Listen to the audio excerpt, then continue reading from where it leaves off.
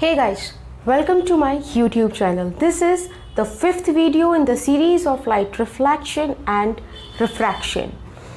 पिछली वीडियो में हमने बात की थी कि रिफ्रैक्शन क्या होता है, उसके इफ़ेक्ट्स क्या हैं, रिफ्रैक्शन क्यों होता है, right?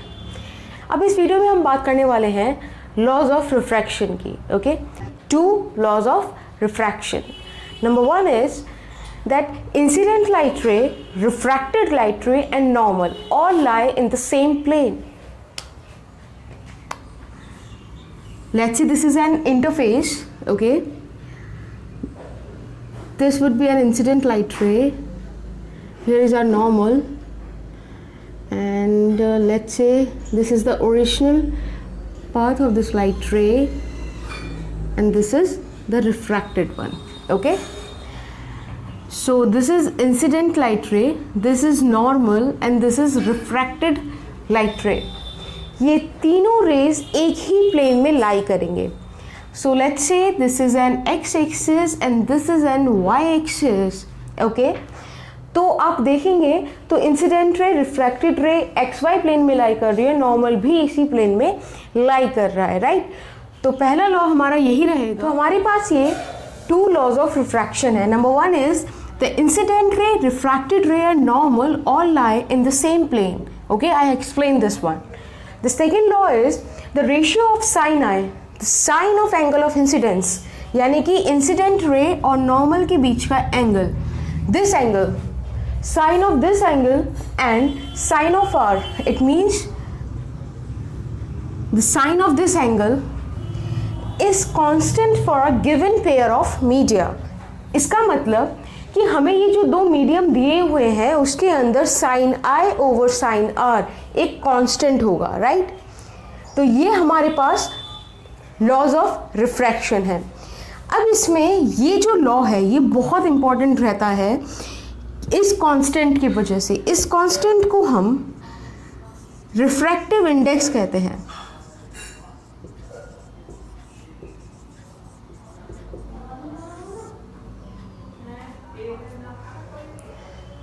Sin I by sin R is equals to refractive index and it is constant for the given pair of media. अब हम बात करते हैं रिफ्रैक्टिव इंडेक्स के बारे में.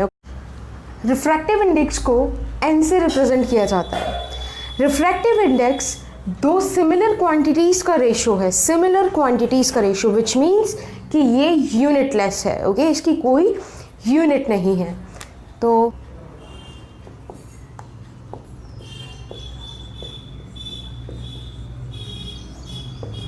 It is unitless. अब एक चीज़ दिमाग में आ रही होगी कि रिफ्रैक्टिव इंडेक्स क्या है, क्यों हम रिफ्रैक्टिव इंडेक्स की बात कर रहे हैं, right?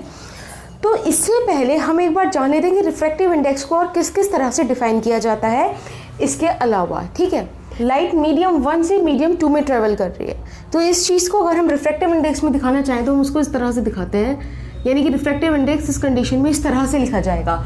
Light is travelling from 1 medium to the second medium. इस तरह से लाइट ट्रेवल कर रही है, 1 मीडियम से सेकेंड मीडियम में जा रही है.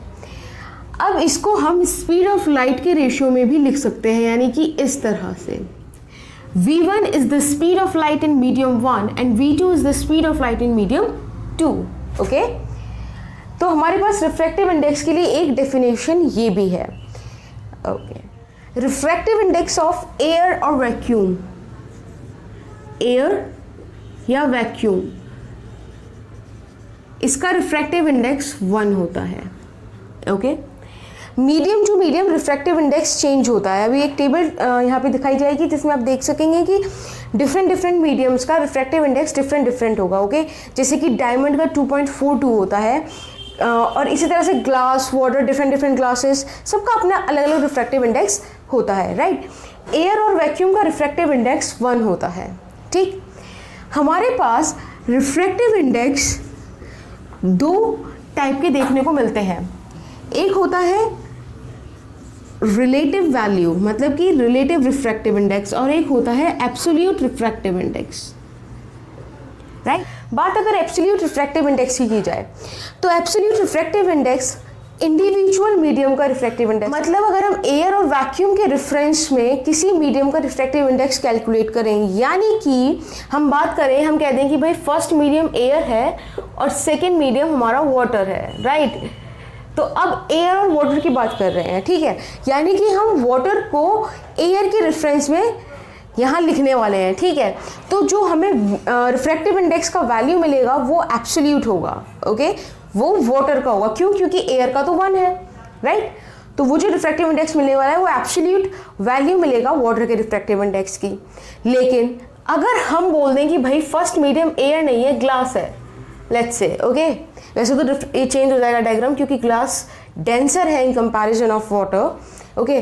तो for time being just for instance set कि ग्लास और वाटर इस टाइप से हमारे पास 2 मीडियम है, राइट।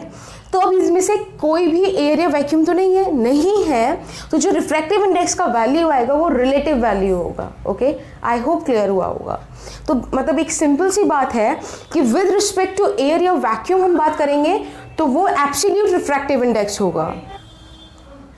तो अगर विद रिस्पेक्ट टू एयर या वैक्यूम बात करेंगे तो वो एब्सोल्यूट वैल्यू देगा, तो हमारा रिलेटिव रिफ्रैक्टिव इंडेक्स का वैल्यू मिलने वाला है, ओके, ठीक है। अब इसी तरह से हमें अब रिलेटिव और एब्सोल्यूट पता चला।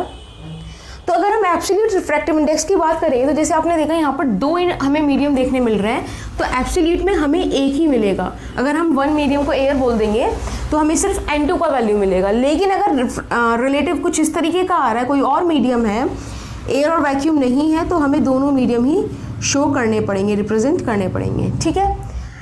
अब जब हमने एब्सोल्यूट और रिलेटिव पढ़ लिया तो हम एक चीज़ और पढ़ते हैं, वो है रिफ्रैक्टिव इंडेक्स का एक और different definition. Refractive index, let's say 1 medium to the second medium, तो ये जो रिफ्रैक्टिव इंडेक्स है इसको हम इस तरह से भी लिख सकते हैं, okay, N2 by N1. N2 is absolute refractive index of second medium, N1 is absolute refractive index of first medium, and 1 and 2 it is the relative refractive index of 1 and second medium, okay, relative है, relative term है ये, वो absolute terms हैं, right। अब बात करते हैं कि अगर हमें किसी क्वेश्चन में रिफ्रैक्टिव इंडेक्स दिया हुआ है तो हम कैसे उसके साथ डील करें, या क्या क्या इन्फॉर्मेशन हम उससे निकाल सकते हैं। तो लेट्स से कि हमें एक क्वेश्चन में रिफ्रैक्टिव इंडेक्स का वैल्यू दिया हुआ है 1.33, ओके। ये बोला हुआ है लाइट फर्स्ट मीडियम से सेकेंड मीडियम में जा रही है और उसका रिलेटिव वैल्यू हमें 1.33 गिवन है, ओके। बस अब हमसे पूछा है कि बताओ कौन सा मीडियम रेयरर है, कौन सा मीडियम डेंसर है, राइट। अब क्या करें हम इसका, साफ दिख रहा है कि ये वैल्यू 1 से बड़ी है, राइट, 1 से बड़ी है, इसका मतलब हुआ कि 1 and 2 इज ग्रेटर देन 1। इस डेफिनेशन से मैं लिख सकती हूँ V1 by V2 is greater than 1, which means V1 is greater than V2। इसका मतलब speed of light in medium 1 is greater than speed of light in medium 2, right, which simply indicate that first medium is optically rarer with respect to the second medium, okay। तो यहाँ से हमने निकाल दिया,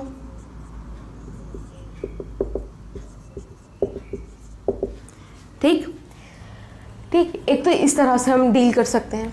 अब suppose हमसे पूछा जाए कि हमें ये रिफ्रैक्टिव इंडेक्स दे दिया, राइट, और हमें ऐसे बोल दिया जाए कि इस रिफ्रैक्टिव इंडेक्स के बेसिस पर आपको 4 ऑप्शन दिए नीचे इस तरह से, लेट्स, ओके। तो हमें रिफ्रैक्टिव इंडेक्स दिया है 1.33, राइट। अब हमसे पूछा जाए कि चलो आपको ऑप्शन दे दिए कि I और R, एंगल ऑफ इंसिडेंस और एंगल ऑफ रिफ्रैक्शन का वैल्यू क्या होगा।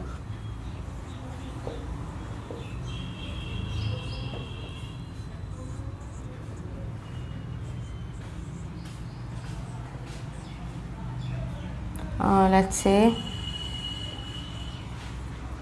राइट, हमें ये वैल्यूज दी हुई है, फर्स्ट वैल्यू I की है, सेकंड वैल्यू R की है, और हमें सिर्फ रिफ्रैक्टिव इंडेक्स दिया हुआ है। अब इससे हम कैसे ऑप्शंस को एलिमिनेट करें या कैसे सही ऑप्शन टिक करें, ठीक है। तो सबसे पहले तो हमें जब ये दिया हुआ है, इससे हमें ये निकालना है कि भाई 1 से ग्रेटर है, 1 से ग्रेटर है, तो ये सारे स्टेप्स जो हैं अगर ये मन में हो जाए तो ज़्यादा अच्छा है, मतलब अगर हम ये दिमाग में ही कर लें, लिखना ना पड़े, डायरेक्ट इस पर पहुंच जाए कि अगर रिफ्रैक्टिव इंडेक्स 1 से ग्रेटर होगा तो जिस मीडियम से मतलब जिस मीडियम से वो ट्रैवल कर रही है, 1 फर्स्ट से सेकंड में जा रही है, तो फर्स्ट वाला क्या होगा, रेयरर होगा और सेकंड वाला डेंसर होगा। और अगर लाइट रेयरर टू डेंसर जा रही है तो अगला कनेक्शन हमें मिल जाना चाहिए कि भाई angle of incidence is greater than angle of refraction. Okay, अब ये कहाँ से मिला, ये इसका पूरा एक्सप्लेनेशन पिछली वीडियो में है, तो अगर आपने अभी तक पिछली वीडियो नहीं देखी है तो आप उसे देख लीजिए, उसका लिंक इस वीडियो के डिस्क्रिप्शन में है, तो वहाँ से आपको पता चलेगा कि हमने ये कैसे कनेक्ट किया। ओके, फिलहाल हमारे पास इससे ये इन्फॉर्मेशन आ गई। अब हम चेक करते हैं इन ऑप्शंस में। तो मैंने देखा फर्स्ट ऑप्शन तो बोल रहा है कि भाई I is equals to R, यानी कि ये तो नहीं होने वाला है। अगले में देखा कि इंसिडेंस जो एंगल है वो रिफ्रैक्शन एंगल से कम है, यानी कि ये भी नहीं होगा, और सेम बात यहाँ हो रही है। तो हमारे पास क्या बचा, ये, और यहाँ पर एंगल ऑफ इंसिडेंस भी एंगल ऑफ रिफ्रैक्शन से ज़्यादा है। ठीक है, तो हमने मार्क कर दिया। अब अगर सपोज ऐसा एक और पेयर मिल जाए जहाँ पे एंगल ऑफ इंसिडेंस ज़्यादा है एंगल ऑफ रिफ्रैक्शन से, तो उस केस में हमें कुछ और वैल्यू भी, कुछ और कंडीशन भी गिवन होगी। ओके, तो फिलहाल मेरा मेन पॉइंट था ये क्वेश्चन या कुछ इस तरीके का डिस्कस करने का, वो ये कि आप पता लगा सको, आप समझ सको कि रिफ्रैक्टिव इंडेक्स कितना ज़रूरी है, कितना इम्पॉर्टेंट है, कि हम उससे क्या क्या चीज़ें निकाल सकते हैं। ओके, तो ये मटेरियल टू मटेरियल चेंज होता है और एक गिवन पेयर ऑफ मीडिया के लिए कांस्टेंट रहेगा। इसकी हमने डेफिनेशंस देखी कि रिफ्रैक्टिव इंडेक्स रेशियो होता है sin I by sin R का। रिफ्रैक्टिव इंडेक्स हम speed of light in the mediums उस डेफिनेशन में भी डिफाइन कर सकते हैं इस तरह से, और ये रिफ्रैक्टिव इंडेक्स के टर्म में भी डिफाइन हो सकता है। ओके, हमें ये तीनों डेफिनेशंस इसकी याद रखनी है। एक तो second law which is sin I by sin R is equals to refractive index, और एक ये डेफिनेशन और एक ये डेफिनेशन। ओके, एक चीज़ और देखते हैं। Let's say we have this thing. Okay,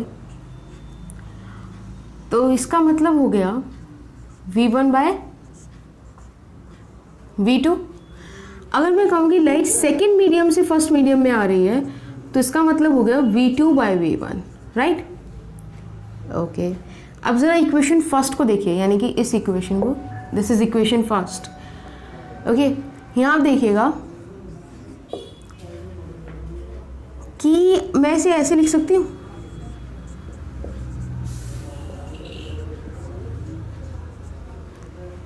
लिख सकते हैं, कोई दिक्कत नहीं है, बात बराबर ही है। पर अगर ऐसे लिखेंगे तो मैं इक्वेशन 2 से देख सकती हूँ कि भाई ये चीज़ तो इसके इक्वल है कि नहीं।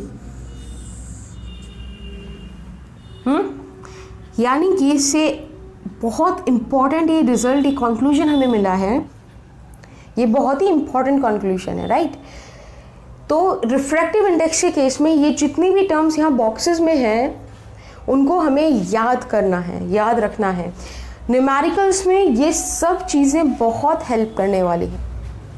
अभी तक हमने रिफ्रैक्टिव इंडेक्स जो पढ़ा उसमें से एक छोटी सी चीज़ निकाल लेते हैं जो हम इजीली मतलब जिससे न्यूमेरिकल्स डील कर सकते हैं या फिर पता होना चाहिए, राइट। तो n या तो 1 के इक्वल हो सकता है, n या तो 1 से ग्रेटर हो सकता है या फिर उससे लेसर भी हो सकता है, राइट। यही 3 कंडीशंस हो सकती हैं। तो जब n 1 से बड़ा होगा इसका मतलब है कि दोनों मीडियम का जो एब्सोल्यूट रिफ्रैक्टिव इंडेक्स है वो इक्वल है, राइट। तो यहाँ पर कोई रिफ्रैक्शन नहीं होगा। ओके, अब अगर मैं बोलूं कि 1 and 2 is greater than 1, okay, 1 and 2 is greater than 1, then first medium is optically rarer with respect to the second one, or second is optically denser with respect to first medium, right. In this condition first medium is denser and second medium is rarer with respect to each other, okay. तो ये direct points हैं जो याद होंगे तो ज़्यादा अच्छा रहेगा। ओके, अब बात करते हैं आगे की। हमने रिफ्लेक्शन ऑफ लाइट में मिरर्स पढ़े थे, राइट। हमने मिरर्स से इमेज फॉर्मेशन देखा था, ये सब करा था। अब हम बात करेंगे रिफ्रैक्शन ऑफ लाइट में लेंसेज की। लेंस ग्लास का बना होता है, ठीक है। अगर हम उसे यहाँ एयर में रखेंगे तो air to glass, glass to air, इस टाइप से हमें रिफ्रैक्शन देखने मिल जाएगा, मीडियम चेंज मिल जाएगा, ओके। तो बहुत ही सिमेट्री एग्जिस्ट करने वाली है रिफ्रैक्शन ऑफ लाइट और रिफ्लेक्शन ऑफ लाइट में। तो रिफ्लेक्शन ऑफ लाइट में हमने पढ़ा था कि दो मिरर्स होते हैं, concave mirror, convex mirror, okay. यहाँ हम पढ़ने वाले हैं दो लेंस होते हैं, concave lens, convex lens, okay. चलिए बात करते हैं कॉन्केव लेंस और कॉन्वेक्स लेंस की, ओके। तो लेंस टू टाइप के होते हैं, convex lens and concave lens. Concave lens is diverging lens and convex lens is converging lens, okay. Lenses के दो फोकस होते हैं, ठीक है। अब इसे समझने के लिए आप ऐसे समझ लीजिए कि जो ये कॉन्वेक्स लेंस है,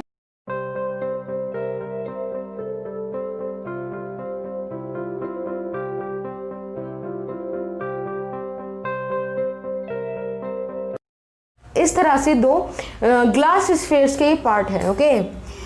तो इसका सेंटर एक यहाँ लाई करा होगा कहीं, ठीक है, और एक सेंटर यहाँ लाई करा होगा। इस पॉइंट से इस पॉइंट तक जो हमें ये मिड पॉइंट मिल रहा है, एक ये, इनको हम एक लाइन से कनेक्ट करते हैं, ओके। इस लाइन को बोलेंगे प्रिंसिपल एक्सिस, ठीक। इस पॉइंट को बोलेंगे ऑप्टिकल सेंटर,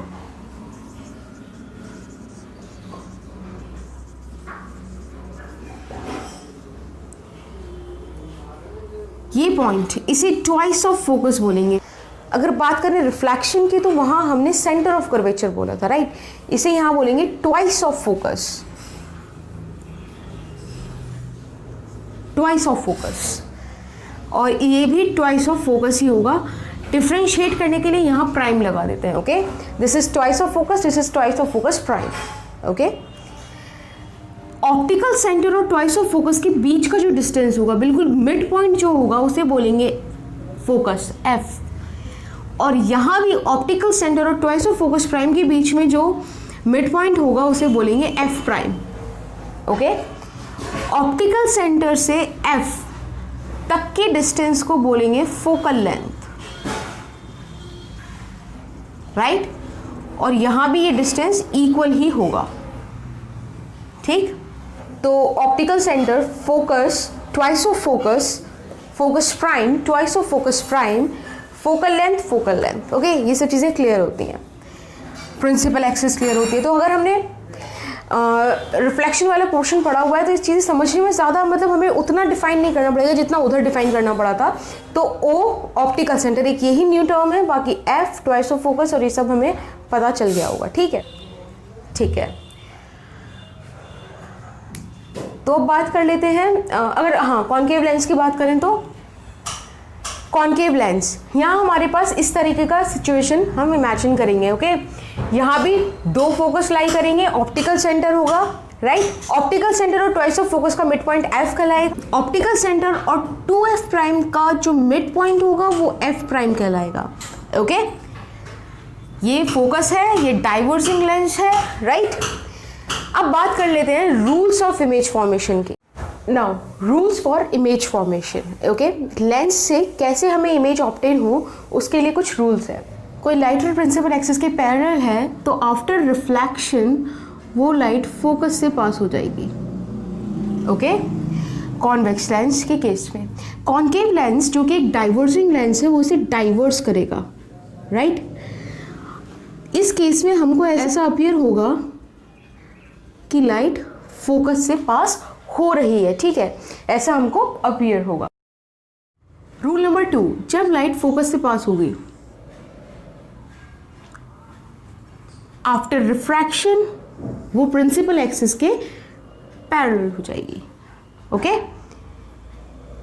यहां पर भी अगर लाइट फोकस से पास हो रही है तो वो आफ्टर रिफ्रैक्शन प्रिंसिपल एक्सिस के पैरेलल हो जाएगी, ओके। रूल नंबर 3, अगर लाइट रे ऑप्टिकल सेंटर से पास हो रही है लेंस के तो वो कोई भी रिफ्रैक्शन शो नहीं करेगी, वो स्ट्रेट अपने पाथ पे चली जाएगी, ठीक है, कोई बेंडिंग शो नहीं होगी। यानी कि लाइट रे ऑप्टिकल सेंटर से स्ट्रेट निकल जाएगी। ओके, इस तरह से। तो इन रूल्स की मदद से हम लेंसेज से इमेज ऑब्टेन कर पाएंगे। Okay, this is it for today's video. I hope you like it, and if you really like it then please hit like, share and subscribe button, because I need subscribers. Do that.